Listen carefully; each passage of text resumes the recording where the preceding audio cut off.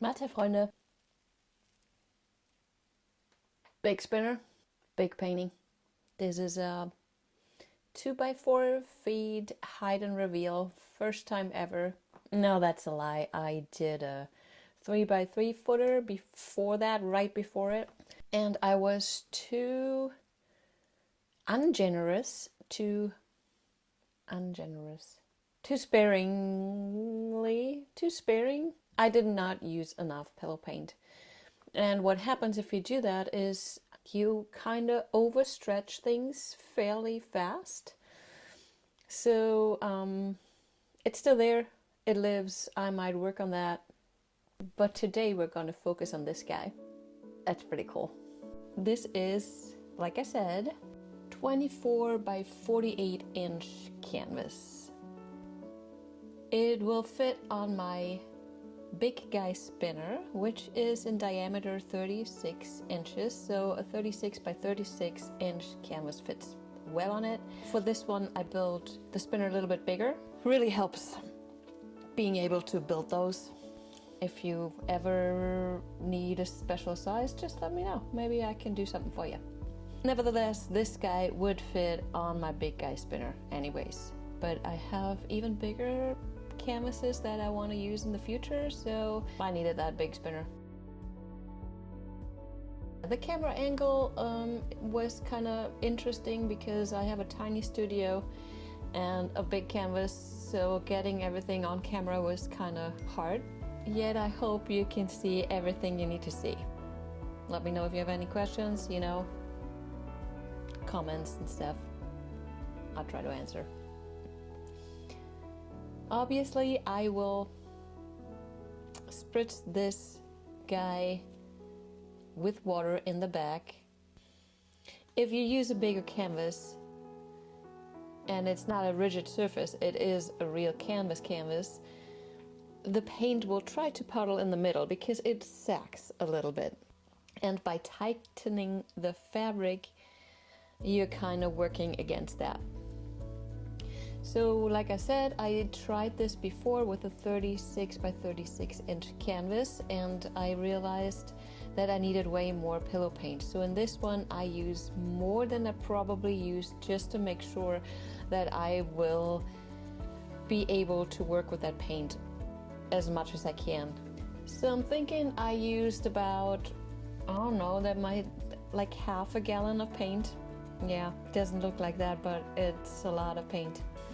And I start with just the same way, just use more paint than I usually do, because it needs to cover a little bit more than usually. This is my Super Pure Gold by Nova Paints. Love this color.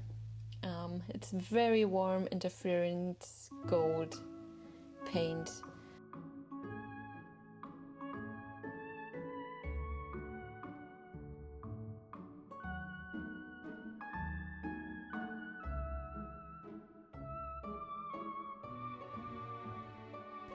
So this is all real time. In the end, I will definitely speed you up a bit, because it takes a long time to spin and tilt this. I really took my time to not make a mistake. There's so much paint on this. Just the material costs in this are so high that I really want it to look good afterwards. So I added my honeycomb, I think it was by TLP, and I add some nickel azo gold by Golden on top of that. I just make sure that the layer is equal and the paint is spread out. If there are spots that are not covered with paint, I'm totally fine with that. I will add so many more colors and layers that I doubt it will be a bad thing.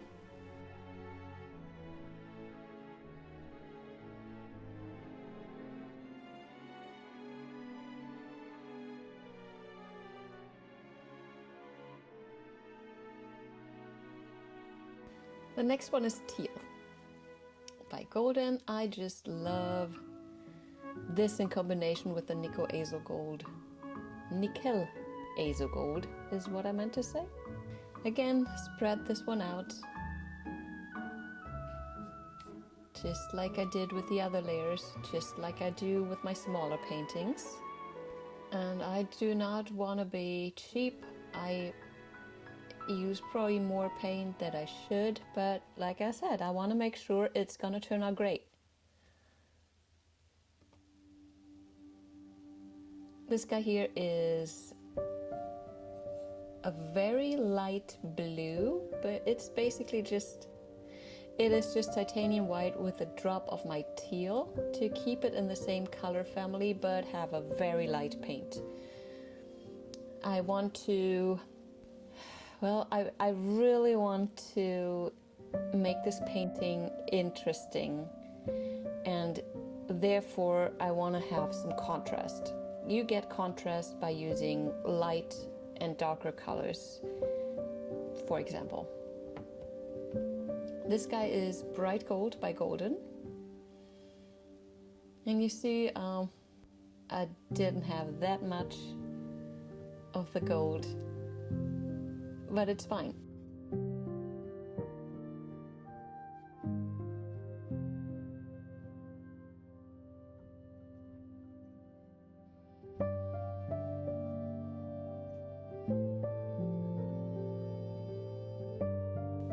Another layer of nickel azo gold.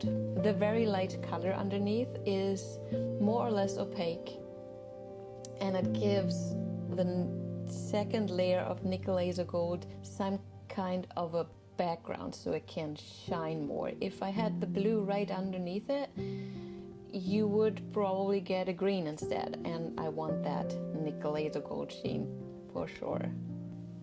Always clean your tool between the layers, not necessarily if it's a good combination, but in this case I was making sure to get all the nickel azo gold off of my spreader so I can add the teal again.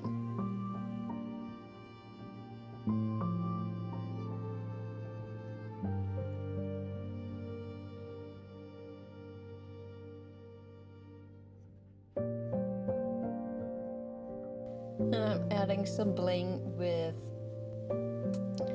I think that's Billabong. I'm not quite sure, either Lagoon or Billabong. A TLP pigment, and I add some abalone on top of that, also TLP.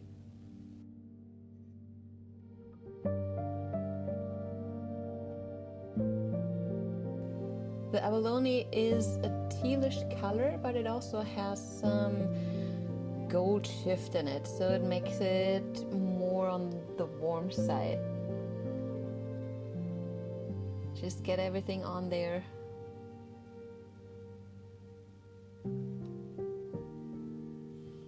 And yeah, it doesn't look pretty right now. It's not the prettiest thing in the world, but we're gonna change that.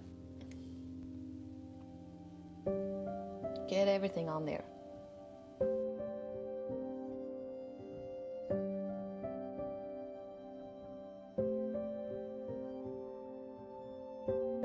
And the next one is Prussian blue.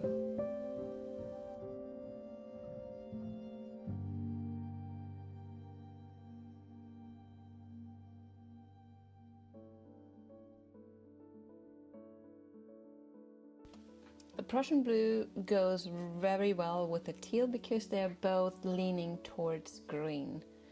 And with the nickel azo gold, that's why I'm picking those colors. It helps with the green. Does that make sense? Okay, and now we're gonna cover this all up.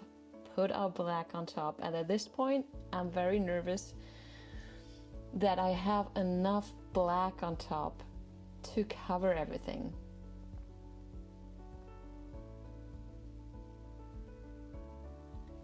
But I mean, all I can do is trust and just try. The more I do it, the more I will know what to do better the next time. Cover it all up, make sure the surrounding areas are saturated with the black. I think altogether that was probably like 8 ounces of black on top of this. Not sure what the paint underneath was, but the black is the more important right now because I want the black to cover the whole canvas. Yes, it's okay if the outsides are a little bit less black. There's a very nice appeal to the transparency of the black, but also it looks really cool if it's dark, dark, dark black.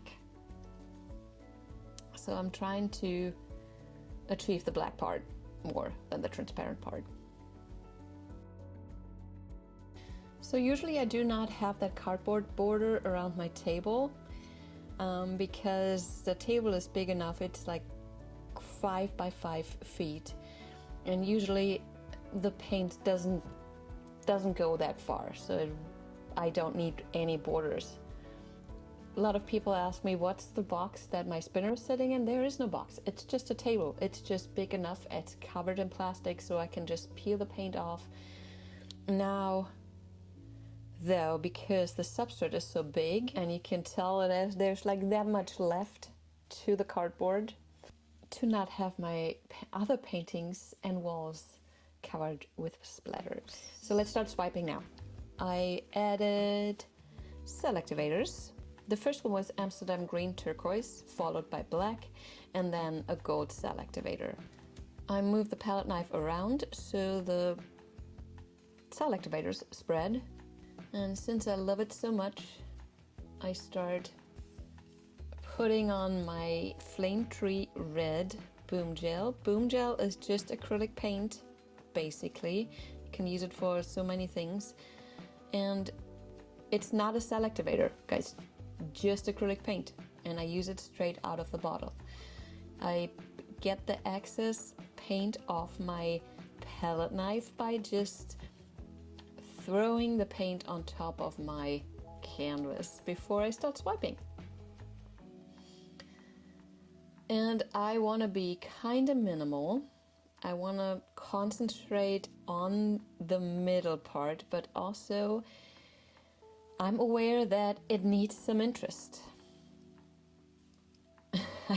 To actually be able to splatter blow here, I'm using empty gallon buckets to kind of put my weight on and not having to touch my table or the spinner. I broke one earlier by leaning on my spinner.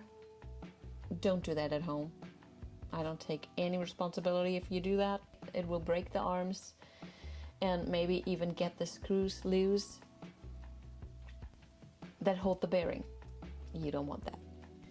Okay, I loaded my palette knife again, same way, throwing the paint. There's a lot on my palette knife and I don't need that all. So I'm trying to stay in a line in the middle of my canvas. It's really hard for me to predict how much swiping I need to do.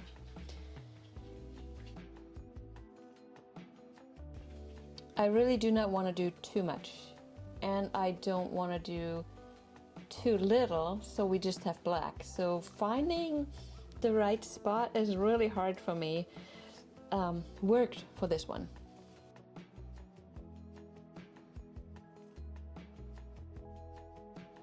So I'm adding a little bit more before I start spinning and tilting, which is gonna be like 45 minutes, and I really don't want you to go through that, so it's gonna be sped up. First I'm gonna power blow one more time,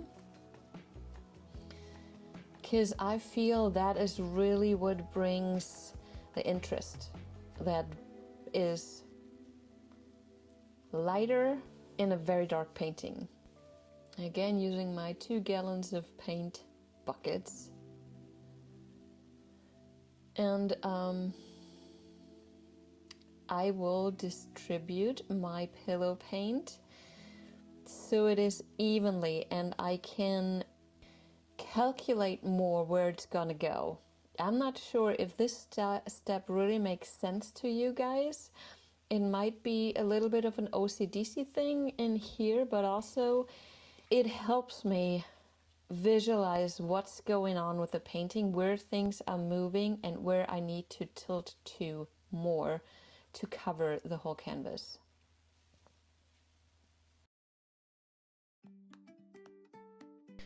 All right, let's start tilting. This is double the speed. And the most important part is to know where the weight of your paint is. Where is the most mass? I start spreading out my composition by moving that mass from corner to corner, but I make sure the black does not run over the edges just yet. I just want to make sure that it's evenly contributed, that there's black in every corner before I even start spinning really fast. That way I save a lot of paint that I will need in the end. Still making sure that the paint is in the middle, nothing is running over the edges.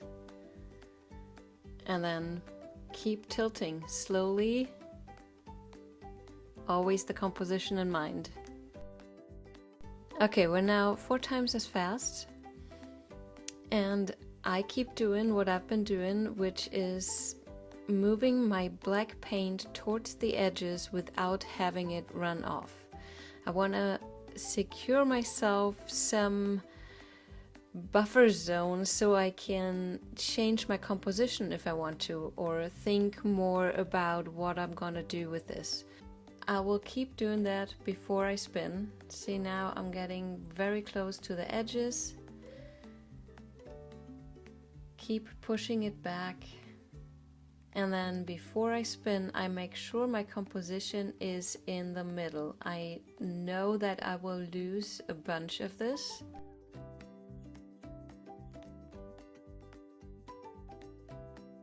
Here goes the first spin. I always watch it.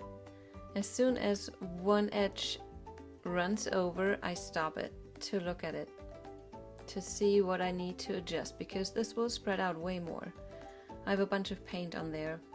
And this is the real fun part, guys. This is the painting part too, where you find your composition and make sure the flow is right, where you can find your balance. It's so underrated, finding a good composition with fluid art.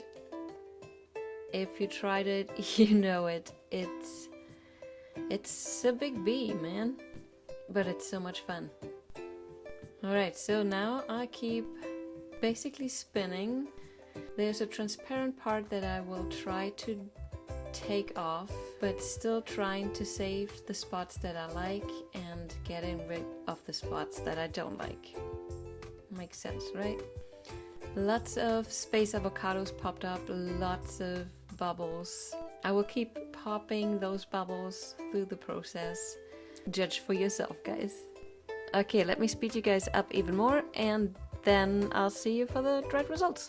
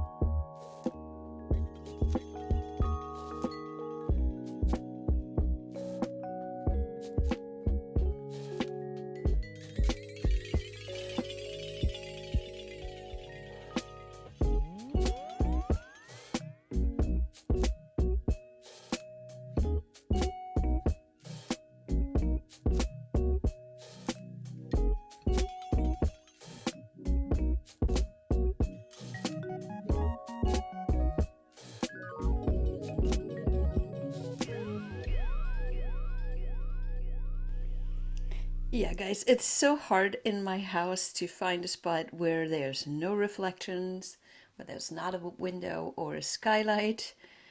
This is it in my hallway, just leaning against the wall, and I'm so happy with this. Overall, the composition looks great. Just the balance it has. I think there was a little bit too many bubbles. Hi, Helga. Hi, Louis. Let me get closer again. And I have to admit one thing.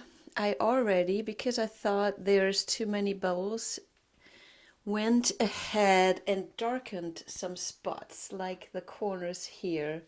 You see there's still the bubbles, but I think there were a little bit too many, so your eye gets too distracted. And a little spoiler here, I will keep fuzzing with it. This will be in one of my future videos, and you'll see what I add to make this a little bit more, a little bit more balanced and easy to look at. So you guys let me know what you think. What would you have done differently? And what should I do next, guys? Let me know. See yous. Bye-bye.